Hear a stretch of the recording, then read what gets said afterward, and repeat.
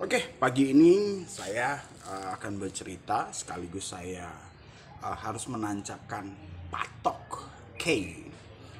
Patok K itu adalah path of zero tentang K. Yaitu terkait yang pertama, ini adalah nomor pertama, terkait dengan bumi menjadi dunia dan dunia harus flashback dalam artian itu memperbaiki kinerja perubahan mutasi evolusinya.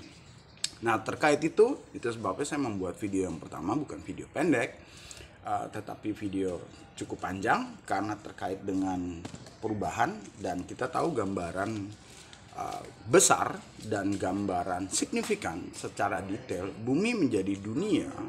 Bahkan kita ingin mengubahnya, sebetulnya bukan mengubah, ingin memperlengkapi, ingin menggunakan tools dan item dalam digital dan perkembangan teknologi itu sebagai peralatan untuk dunia ini semakin berkilau, sempurna, berkarakter, tepat tujuan, tepat guna.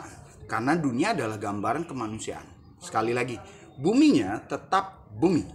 Bumi sejak dulu sampai sekarang tetap bumi, dan arahnya adalah bumi semakin berkarakter, semakin indah, semakin megah, semakin berkilau, semakin mulia.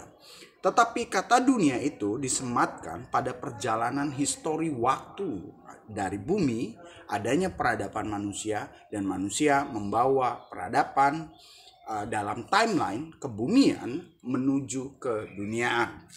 Dan itu terkait dengan gambaran adanya peradaban manusia. Bicara tentang peradaban manusia, tentunya itu terkait dengan massa, terkait dengan rakyat, terkait dengan civilization, growing, development, management, government, states, nation, and global politics. Oke, jadi terkait itu tertataannya sejak awal manusia dari sebuah keluarga, dari sebuah pribadi diceritakan keluarga, kemudian masyarakat, golongan, kaum, agama, aturan, policy, sampai di ekonomi, dan kaki ekonomi menjadi roda, menjadi peralatan dan item yang digambarkan sebagai kaki, dan mata uang penyatu ekonomi itu udah satu global. Mata uangnya itu menjadi sandal alas kaki kita berjalan untuk kita tidak terluka. Oke, tetapi singkat cerita, diberikan gambaran besar itu dalam signifikan dan detail itu kepada wanita. Tetapi sungguh sayang, karena kita tahu bahwa di perujung itu ada sebuah kisah akhir zaman, sebuah kisah anti, sebuah kisah yang melupakan, mengabaikan, mengantikan, dan itu punya makna dan punya pengetahuan serta ilmu yang harus dikaji, karena itu berkaitan dengan, sekali lagi, perubahan antara bumi menjadi dunia manusia. Buminya tetap, dunia manusia yang berubah. Itu adalah gambaran kemasyarakatan, gambaran keterpimpinan, gambaran tentang wanita yang selalu berkembang. Dan pengantiannya itu ada di sisi posisi wanita. Kenapa? Karena ada sebuah pembagian, pria adalah matahari, wanita adalah bulan di sisi malam. Dan kita tahu akhir zaman, penempatan itu terkait dengan di sisi akhir zaman. Singkat cerita, saya mau menanamkan patok bahwa ada satu sistem yang terlupakan, didiskriminasikan, sama seperti bocah Angonia yang adalah saya, didiskriminasikan, kemudian rasisme, kemudian konflikan, kemudian tidak mengakui, pemfitnahan, kesyirikan, kemudian sisi-sisi apa saja yang terjadi di dunia, ternyata itu adalah mekanisme gambaran kecil personalnya pada wanita. Kita sebut itu adalah selaput rahim. Oke, selaput rahim itu apa ya? Ketuban. Ada airnya, ada selaputnya. Kenapa ada selaputnya? Karena kita tahu airnya itu tertampung. Airnya tertampung, dan airnya itu tidak keluar membleberi usus dan organ-organ yang lainnya. Artinya rahim dia punya selaput khusus yang terkoneksi dengan hati. Kita tahu gambaran hati adalah gambaran pemerintah. Itu sebabnya mekanismenya kekotoran yang terbuang, termasuk dengan kisah-kisah akhir zaman, kejahatan yang meningkat yang harus dibuang, dia terkait dengan sistem menstruasi. Oke, itu sebabnya dalam video pendek-pendek saya menyatakan bahwa menstruasi mengapa dilupakan dan diskriminasikan, dianggap kotor, tetapi tidak dihargai bahwa itu ada sebuah standarisasi penting.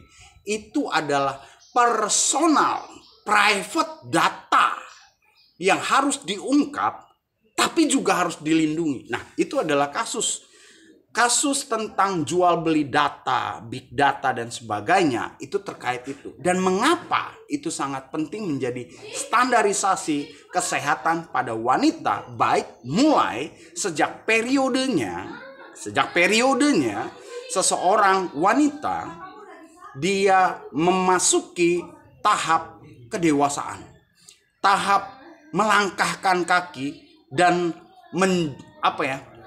mengembangkan cita-cita pada arah yang lebih luas dan arah yang lebih pasti. Itu sebabnya pengecekan darah menstruasi itu harus menjadi data yang dilindungi. Cara data dilindungi adalah satu, pengakuan untuk diadakan, artinya transparansi, dan yang kedua adalah proteksi. Itu sebabnya kita terkait seluruh dunia tentang data privacy, khususnya masyarakat, itu harus terproteksi. Caranya bagaimana? Caranya adalah adanya kebijakan, nanti kita kaitkan dengan bagaimana pria, kebijakan, sertifikasi, dan standarisasi sebagai acuan. Itu sebabnya gambaran masyarakat tidak punya acuan, tidak punya standar untuk menjadi maju, mengembangkan cita-cita karena ini. Oke, ini adalah gambarannya.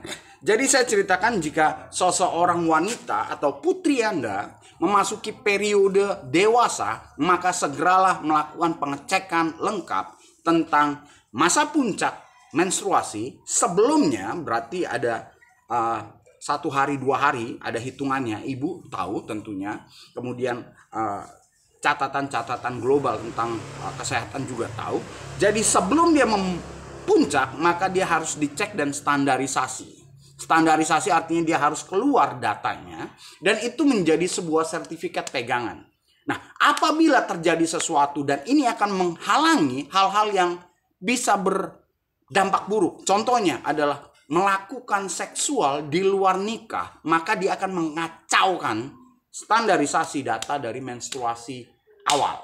Nah, ini ya, jadi itu adalah data private yang sangat pribadi, yang ditransparasikan, kemudian dilindungi seperti Nobel, seperti perlindungan, yang kemudian itu menjadi standar. Dan lihat bagaimana dia bisa mencapai. Artinya karena ada sistem itu, maka dia tidak berbuat sesuatu yang konyol, dan tidak ada pihak-pihak yang bisa memanfaatkan itu menjadi kekonyolan. Kenapa? Karena ketika dia memasuki jenjang pendidikan yang lainnya, dia harus melampirkan data yang terbaru. Jadi misalnya ketika dia mulai mens, diambil, kemudian hasilnya dipegang, di usia berapa, ketika dia masuk sekolah SMP, dia harus mengulangi. Ingat, tidak merusak kesehatan karena itu adalah sistem period.